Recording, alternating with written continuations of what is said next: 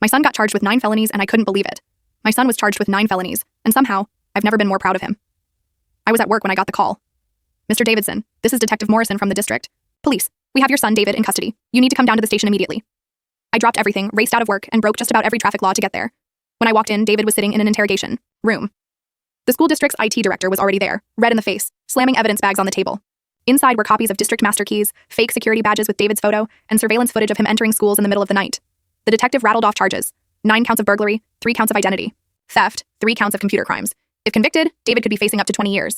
I couldn't believe it. David had always been the quiet kid who fixed teachers' computers at lunch. He'd won state cybersecurity competitions, and his IT teacher always said he was gifted. As a single dad, I worked nights and saved for months to buy him the equipment he loved. I thought I was giving him something positive to focus on after his mom left. Now, I was watching the police haul every computer out of our house while the district demanded thousands in restitution. But what shook me most wasn't the equipment. It was what they found on David's computer. Documentaries about Columbine, Parkland, Sandy Hook, articles on security failures, school layouts, emergency response times. The detective pulled me aside and asked, "Was your son planning something?" My stomach dropped. When I finally got a moment alone with David, he begged me to listen. His hands were trembling. "Dad, I watched that documentary about Parkland. The shooter just walked right in through an unlocked door. 17 people died because no one stopped him. I couldn't get it out of my head. What if that happened here?" David explained he started testing whether his own school was safe. One key opens every door in the district. I made a copy with a $20 app on my phone. The gate controller password was literally just our city's name. I figured all this out in a week. His IT teacher, who had always supported him, finally spoke up. "Tell them what else you found." David's voice broke as he listed it off.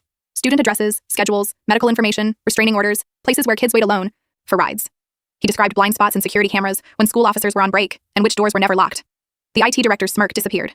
David said he tried to report these vulnerabilities, but the district dismissed him as paranoid. So I had to prove it. I never touched private info. I never stole anything. I just took timestamped photos, locked doors behind me, and left. I wanted to show how easy it was before someone with bad intentions tried. The room went quiet. Then David said, "Dad, these shooters aren't masterminds. They just take advantage of weak security. I wanted to fix it before something happened here. Would you rather I proved it or someone dangerous did?" Months later, at the final hearing, the judge asked the district's lawyer, "What would a real security breach have cost you?"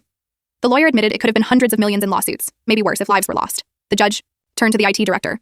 "Have these vulnerabilities been fixed?" She admitted they'd overhauled the entire system. New locks, encrypted keycards, reinforced doors, updated security protocols. "So this teenager did your job for you?" The judge said flatly. All felony charges were dismissed. David got a year of probation on a reduced misdemeanor. 6 months later, he was hired by a national school security firm.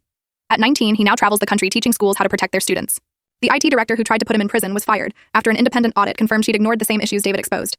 Just last week, David showed me an email from a superintendent in Texas. Thanks to his protocols, they fixed major vulnerabilities. The email ended with, "Thank you for keeping our kids safe. Full story on the channel. Link below. Click now and watch what happened next."